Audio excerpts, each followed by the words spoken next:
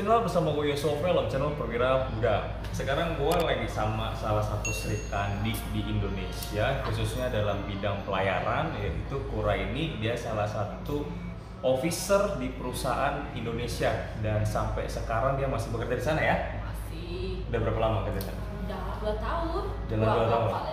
Jalan 2 kapal. Lebih dari 2 kapal. Lebih dari 2 kapal? Iya. Dengan perusahaan yang sama? Ya. Dari kadet sih. Dari kadet di perusahaan itu? Ya, dari kadet, dari yang masih bulukan sampai udah dipegangin tanggung jawab. Wah gila, gokil sih. Itu tadi dari kadet, dia ada di perusahaan itu. Kalau boleh tahu perkenalan dulu lah siapa. Terus apa dari sekolah mana dulunya gitu kan, jabatan terakhir. Kalau boleh gitu. Biar tahu dong, biar pada kenal dong ya. Udah pada kenal sih kayaknya. Gak, Oke, jadi kenalan dari awal ya. Nama Kura ini Latifah. Terus dari salah satu kampus swasta di Surabaya, kerja di salah satu perusahaan kota Sabunga, di kontainer. Baru jabatan terakhir? Boleh 3. Boleh 3 ya. Start med, seorang wanita menjadi start med officer di atas kapal, gila. Kangen kapal nggak sih? Nah, baru seminggu yang lalu sih. Baru seminggu yang jadi kayak gembel kan? Teman-teman yang tahu kenal atau Kura ini dia baru seminggu bisa minta traktiran. Oh, gas, yuk minta. Oke, tadi lu bilang lu alumni Surabaya. Yes. Sekolah mana tuh? Hang Tua Surabaya. Hang Tua ada ininya ya? Ada tarunanya, maksudnya ada ijazah ada ijazah apa namanya? ANT 3-nya? Ada, tapi ikut ujian sama kampus negeri. Oh, swasta ya? Ya, swasta. Oh. Kita punya jurusan yang lain kayak kedokteran dan lain-lain dan pelayaran. Oh, serius sih? Ya, ada kedokteran yang cantik, pelayaran yang gembel. Enggak itu buat pelayaran bagus. Wis the best. Yo swasta yuk. Nah. Promosi, maaf ya, ini promosi jadi. Terus lu kan ini kan seorang cewek nih, Ya. perempuan. Yes. Apa alasan lu mau milih sekolah pelayaran dibandingkan universitas yang lain yang biasa kita tahu nih kan, biasanya perempuan itu kan kalau nggak dari kedokteran, informasi, manajemen, IT dan segala macamnya, bahkan banyak perawat, bidan dan segala macamnya. Kok lu milih daripada sekolah pelayaran yang notabene itu rata-rata dipenuhi oleh laki-laki semua? Nah, ada apa nih perempuan masuk pelayaran tuh? Apa tuh motivasinya lu? Awalnya itu salah jurusan bestie. Tapi lama-lama enak kok, seru sebenarnya di pelayaran tuh kayak nggak salah sih, udah bahasa sekalian bahasa, tapi enak kok. Makanya cewek-cewek ini serius kalian di kapal itu wow, baik lu basah ini maksud udah tenggelam.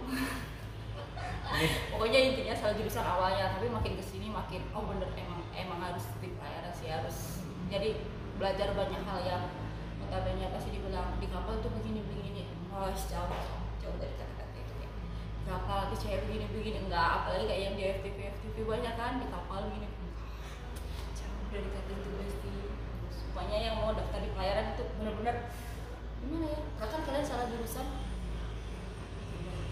Jadi pelayaran buat lu hal yang menyenangkan sampai saat ini? Yes, bener-bener menyenangkan, nggak ada aku sesali satupun. Wow.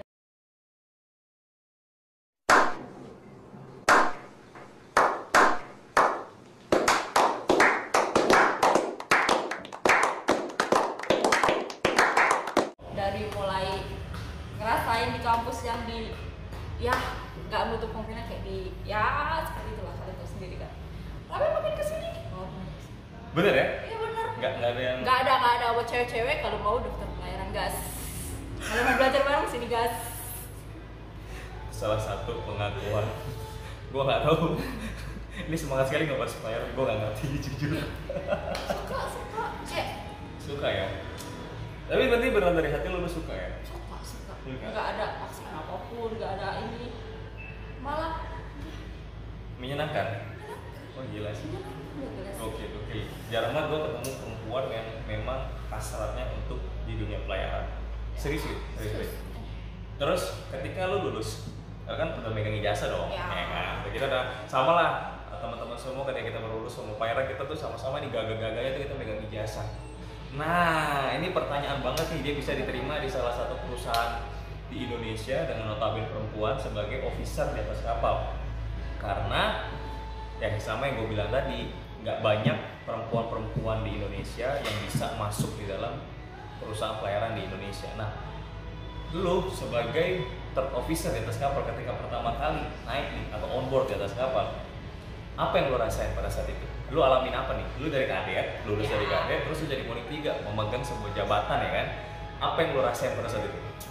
Dari yang awal-awal kayak disuruh ini itu terus tiba-tiba baru kan nah, bahkan ada cerita pasti kalau jadi monik 3 baru, when I was cadet atau ketika kita jadi kadet, kita begini ke kadet baru, itu kayak officer lama tuh kayak gitu, ya nggak? Tapi emang benar. Tapi bersyukurnya begini ya, dari pas kadet udah diterima di perusahaan bagus, terus pas naik balik lagi ke perusahaan itu dengan notabene pas kadet udah diajarin nih cara bertanggung jawab. Gak ada kan kadet bertanggung jawab, kadet itu belajar. Betul. Tapi diajarkan untuk bertanggung jawab. Dan situ bersyukur punya perwira yang ya ada beberapa yang nggak ngajarin tapi emang bener. Cuma aku nggak pernah ini ya, tapi bersyukur sekali. Gua nggak ikut-ikutan masalah yang itu. Ini pure dari dia. Tapi aku senang sih punya Warim satu, dia bebanin ini kayak lu harus belajar tanggung jawab lu, Dad, dia bilang gitu kan. Bahkan Warim satu aku sampai sekarang udah jadi kapten, dia tetap panggil Dad. Berarti itu salah satu officer yang bertanggung jawab untuk mendidik kadetnya. Bener nggak sih? Iya. Itu aku belajar banyak dari dia, kayak ngajarin kadet, ngajarin aja ke orang. Terus satu hal nih kayak lu udah kerja tapi lu harus belajar, karena semua orang belajar kecuali dia udah mati, dia udah nggak belajar. Iya, udah nggak mati belajar apaan? Bener juga sih. Tapi emang itu yang diajarin dari dulu sampai sekarang, makanya pas kadet bener-bener dididik sekali tuh. Diomelin mah hari-hari tuh, jarang tidur. Kadet yang rajin mandi. Aku mandi loh, serius beneran, gue rajin. Enggak, gue ralat tuh, gue rajin mandi pada saat gue mandi. Enggak ada waktu, Besti. Enggak deh, emang tolong bedain antara malas dengan rajin, tolong banget. Nah, terus ketika lu jadi officer nih, lu jadi kan sesuai kadet jadi officer, lu punya tanggung jawab yang baru nih, yang lu rasain tuh apa? Ya itu, karena kadet kita dibiasain buat bertanggung jawab, belajar tanggung Akhirnya terbawa. jawab. Iya, jadi terbawa kayak, oh aku pernah nih jalanin ini pas kadet, oh jalan aja. Dari kayak OHN ya, banyak kadet yang OHN, ngindarin OHN, dia sebenernya kadet mau dari enggak. Ya alhamdulillah pas OHN kadet itu enggak. Jadi OHN ngindarin ke orang-orang, notabene enggak mandi ya.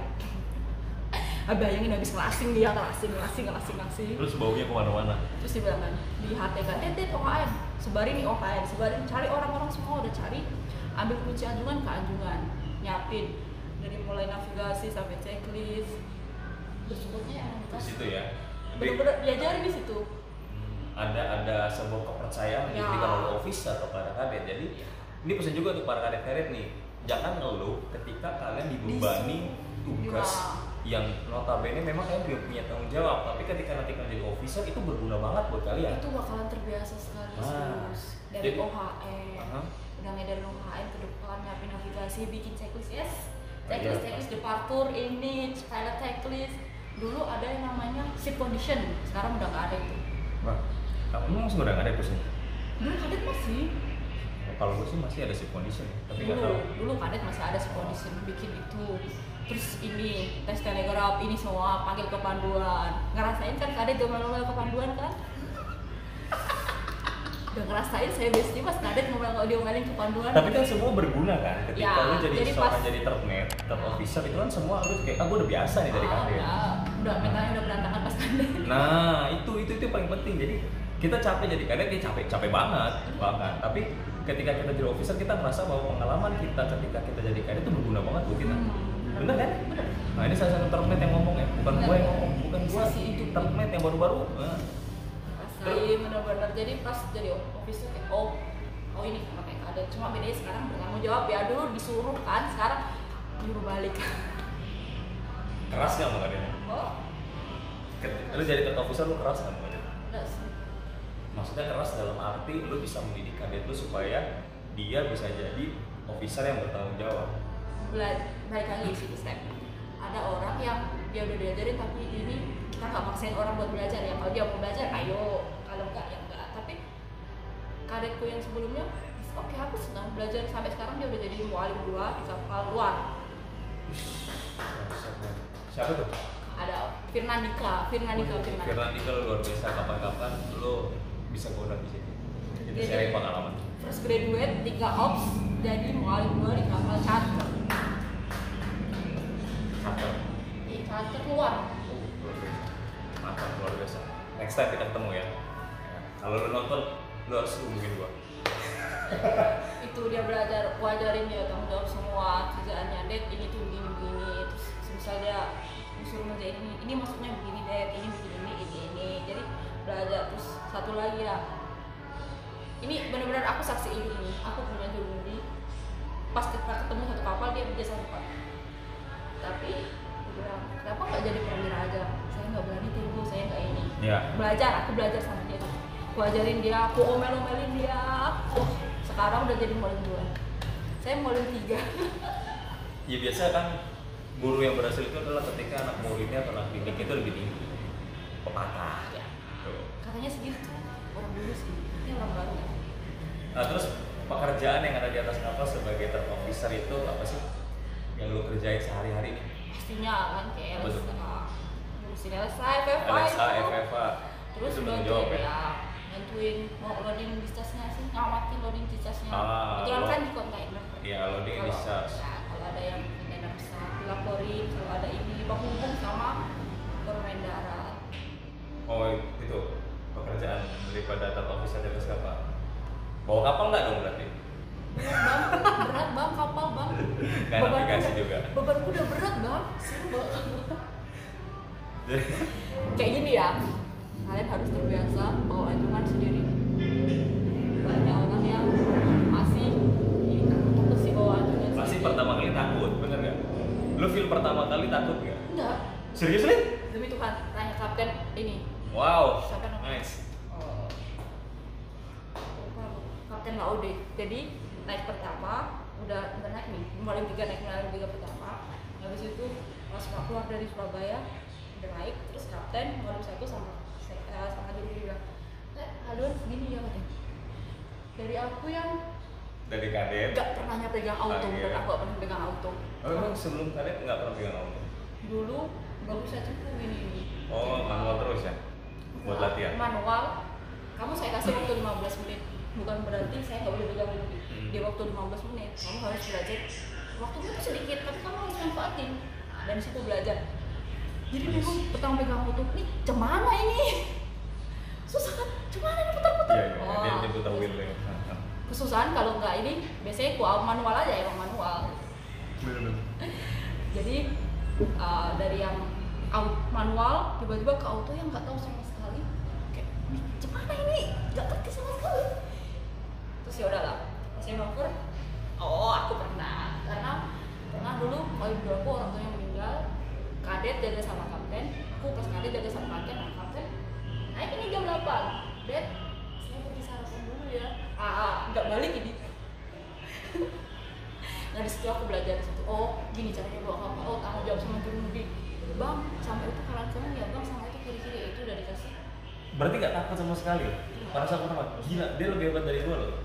Ini gue sharing sedikit nih. Gue pertama kali jadi officer, gue naik ke atas kapal, terus gue dipercayakan untuk crossing PSS. Bayangin itu mobil 3 pada saat itu. Gue percaya kapten tuh mantau juga, tapi dia untuk ngelatih mental pada saat itu. Dan itu gue sendirian, sama jurumudi 1. Dan itu tau lah TSS kayak apa di Singapura crossingnya. Itu tuh pertama kali. Jadi dia nggak ada takut sama sekali, gokil sih.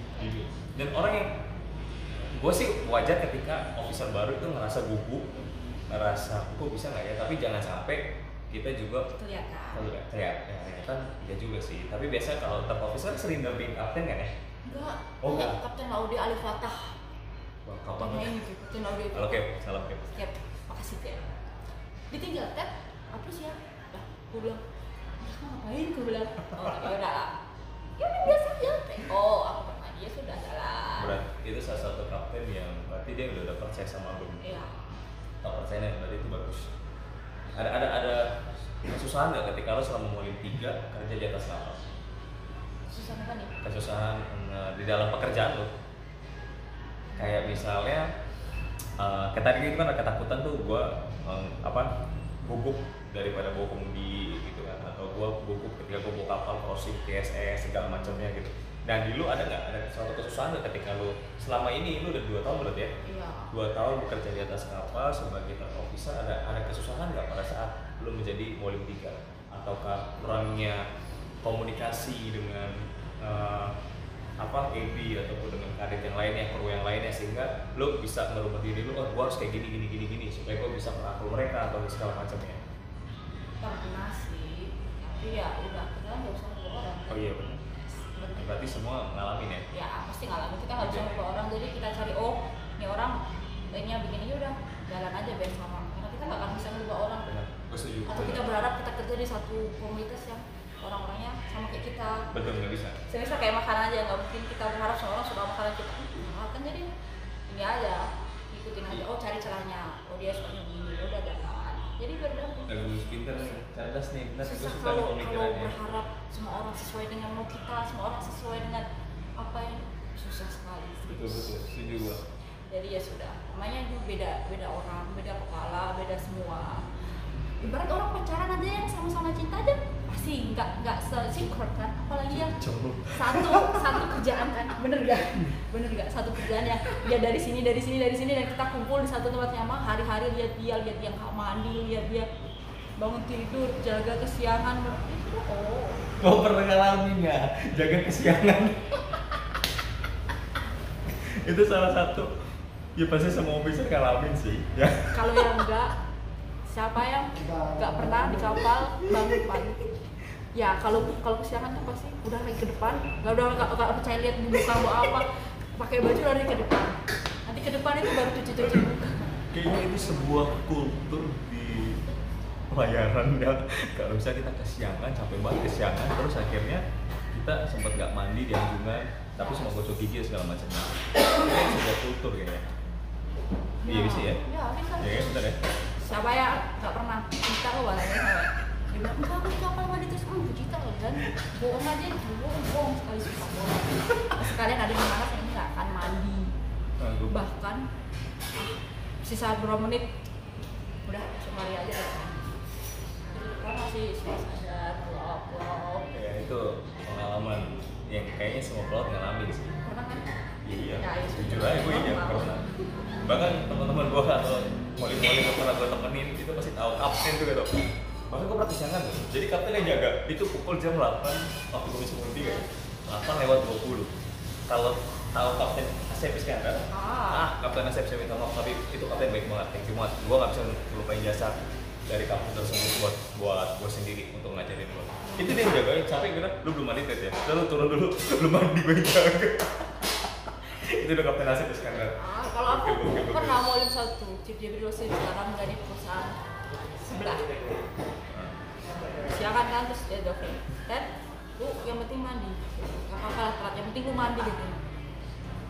Itu alamnya, itu semua kultur di atas kapal. Gak mungkin enggak. Nah terus nih ini banyak banget yang ingin tahu atau pengen teman-teman tahu, pernah nggak sih seorang perempuan di atas kapal, khususnya lu secara pribadi, mengalami diskriminasi dari teman-teman atau rekan-rekan pelaut yang ada di atas kapal?